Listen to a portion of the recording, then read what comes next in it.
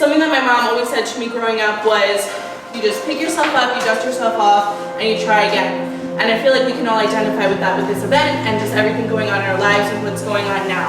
And that's truly what I did with this event. Every obstacle and roadblock that I had to just pick myself up and start over and try again. And this event would not be what it is without you. So thank you so, so much.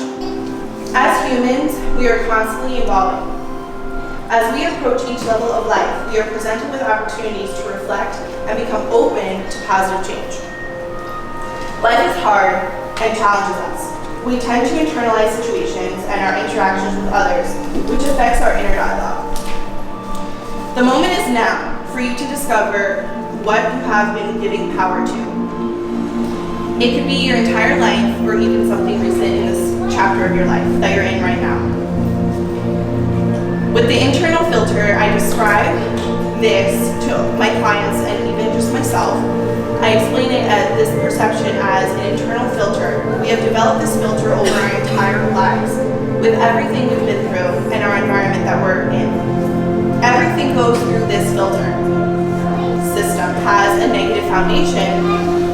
It's our responsibility to fix it, to live a positive life because we deserve it. Something that I say to all my clients is that what happened to us is not our fault. So whatever contributed to your internal filter, if you feel like it has a negative foundation, whatever that is, it is not our fault. And it is our responsibility to heal. So I want you to think about, and you can write this down if you want, or if you just want to be mindful of it. What is your internal dialogue made up of? How is your filter that everything goes through? And I explain it as a filter just because it's the easiest way to kind of explain that, like, as you're going through your environment, it's going like this. Knowing my own journey with self-worth and being a therapist, I've seen a common theme of all of us collectively having negative thought patterns and having an automatic response to life, fear, or the notion that we are not enough. Self-doubt and self-judgment. At some point in this life, it presents itself. So if you feel like you can't identify, maybe you're in a really good place in your life right now, at some point in your life, I'm sure you can identify with this. We tend to remain in negativity or limiting beliefs because it's comfortable. It becomes hard to change because change is uncomfortable. The discomfort is where the growth is. How many of us stay in our comfort zones at times because of fear? And how many of us, at some points in our lives, have self-judged? I know for me, some pattern that I was really picking up on was, I was saying, what if they say this, what if they say this? And I had no factual evidence that those people were saying those things about me. It was myself, judging myself. And once I realized I was mindful of that thought pattern, everything changed for me. So in order to rewire the brain and create new thought patterns, I use a variety of tools to help myself and my clients. These are tools to bring more positive feelings into your life and to help you stop internalizing life in negative ways. You hold the power on what you allow to have power over you. And the universe has your back. The universe wants you to have a good life. Life supports you and wants you to be happy.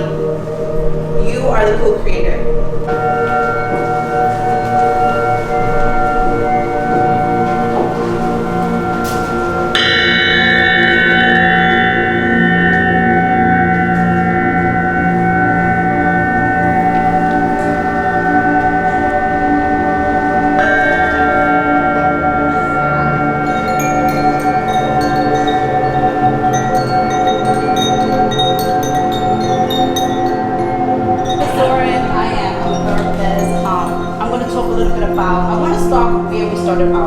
Maria O'Brien was not here today, but it was two women, myself and a woman, her name is Maria O'Brien. I wish she was here, but I'll speak her into existence here.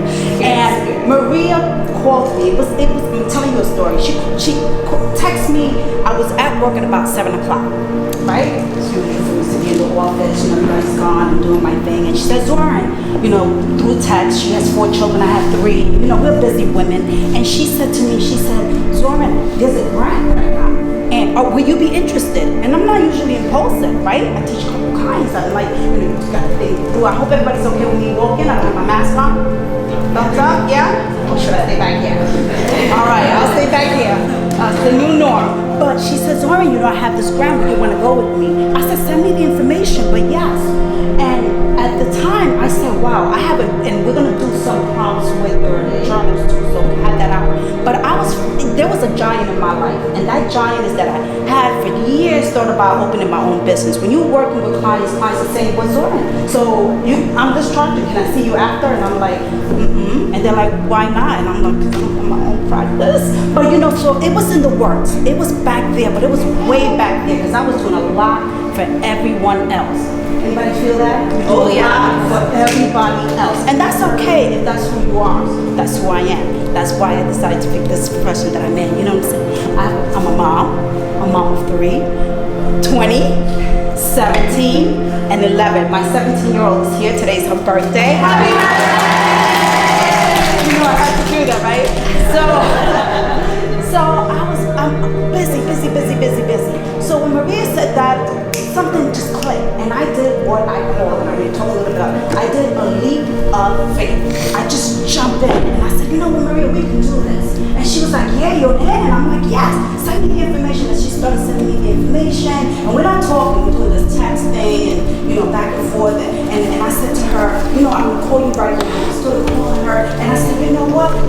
Boot camp came in my mind, right down my alley. What was that? A leap of faith, and everything was lining up for me. Everything was lining up because of 1 woman, 2 women, not competing, but empowering each other, inspiring each other, right? 2 moms, and if you're a mom in the house, or a mom to be in the house, you know that bad boy is tough. It is tough. It is cute. It's cute at that age. And then they become bigger, and you're not afraid that they're gonna fall off the chair. You're afraid that they're gonna, get in that car to drive, or whatever the case may be, the different decisions that they make. So the problem gets a little bigger, but they're still cute, but it just gets bigger, correct? So I went ahead and I said, Maria, we're gonna do this. And she came up with a name, and she did all the grand writing. Maria is amazing. She's great, light-minded women. And I said, okay, we're gonna do this. And just like Busy Mom, we're doing it through text and emails, right? You can't call. And then she said, I'm gonna meet you, but I can only meet you for an hour. I said, an hour? That's it? That's all you got? She said, yeah, because then I have to run to drive my kid to do this, and I have to drive my kid to do that. And I said, yeah, and I have to take my daughter to do that, and then I have to pick up the little guy. I said, okay, I know where it is. So we spent it. Not diminish. Your dream did not. It just did not, because you were given it outward. Give it inward, right? So if you have your index card, or your journal. The journal, yeah. I'm just gonna ask you to just think about this, even if you just want to write it, and then, in the quietness of your own mind, the quietness of your own home, you want to answer it then. I'm gonna do it now. I'm gonna try to slow it down. Yes. Okay. I'm gonna try to slow it down. I want you to write down, how do you self-love? How do you self-love? What does it look like? Maximum productivity with our time. Pursue success no matter what. Just keep pushing ourselves and pushing ourselves. And there's nothing wrong with pushing yourself, working hard. That's why we're all here today, because we want something more. We want to build something bigger with our lives. But the problem with hustle culture is it doesn't tell you how to overcome your hardships to be more productive. It just says, just do it, which is a good message, but how do you do it? I started thinking about this more when I found myself really struggling with productivity. Last fall, I left a demanding full-time job to start building this business, doing freelance work, and I became that inner negative dialogue that Katie talks about that started getting really loud inside my head. I found myself becoming very lazy and then almost almost bullying myself for being so lazy. So my name is Alexa, I'm 31. If you don't know, I own Park Prosecco. We are a mobile wine bar in Hudson Valley. We're based out of Warwick, New York. I'm just going to read too, so I don't get sidetracked. I came up with the idea back in March of 2018. I have a background in luxury retail, which I found out was not for me at all. Did not like it. And then I tried going to school for dental hygiene. Also realized was not for me at all. But I always bartended on the side. And then throughout my 20s, I was at a super low point in my life, and I had a friend tell me that I'm pretty good at bartending, and that I needed to find a way to make it my own. And 4 years later, here I am. Amazing. Yeah.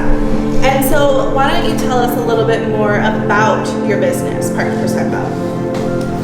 Okay, so what we do is we cater to mostly weddings, private events, pretty much any party that you have. We'll take our trailer, we'll come to you, and we'll serve you all the wine. Yes, it is beautiful. Why don't you talk to us a little bit about the work that you did to the trailer? She actually restored the trailer herself, her and her husband.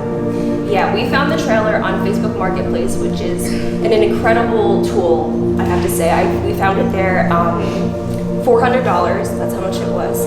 We drove all the way to Herkimer, New York, which is like 5 hours away, and it was actually a hunting cabin. And we constructed, it took us a year. That was the hardest year of my life because I found out I was pregnant, because this is my second year in a row being pregnant. And then we also bought our house, so it was house, baby, and business all in 1 year, so it's definitely hard to do. Yeah, and you know what, I can imagine to see like how beautiful Tilly is. Tilly is the name of her trailer. How beautiful Tilly is now, and like how so much more rewarding it is to see how putting all that effort into your business is so rewarding. And so you did it from the ground up. Yeah, we did it from the ground up. If you guys go on our Instagram, there's a whole demo section in my highlight reel that you can see all the work that we did. I pretty much documented everything, and that's something that I say, if you're starting a business, document everything, even if it's something you think like, oh, will someone find this like, you know, amusing, or is this stupid? Don't think that way. Post it, document everything. We have talked on a lot about morning routines, Ashley and Katie both mentioned, and something for me that is so important is starting my day with my morning routine. I think that it really sets the tone for your day, and a part of that is my morning matcha. So I'm going to talk all about matcha, and so there's two different kinds that you can make, basically traditional or a latte form. If you've heard of matcha and don't know what it is, basically it is a green tea, but it is the full leaf. So it's ground into a powder. You don't steep it like regular tea that you see. This one is in a powdered form. I've lived 1,000 lives, and I believe that. I have been through everything you could imagine that could have left me really truly hating myself and just feeling worthless. And instead I overcame it. And instead I stand here in front of you and I tell you that you're worth it. You are amazing. You deserve every beautiful and amazing thing that you could ever dream for yourself. You're worth it. And if you don't believe it, I hope after today, you start believing it.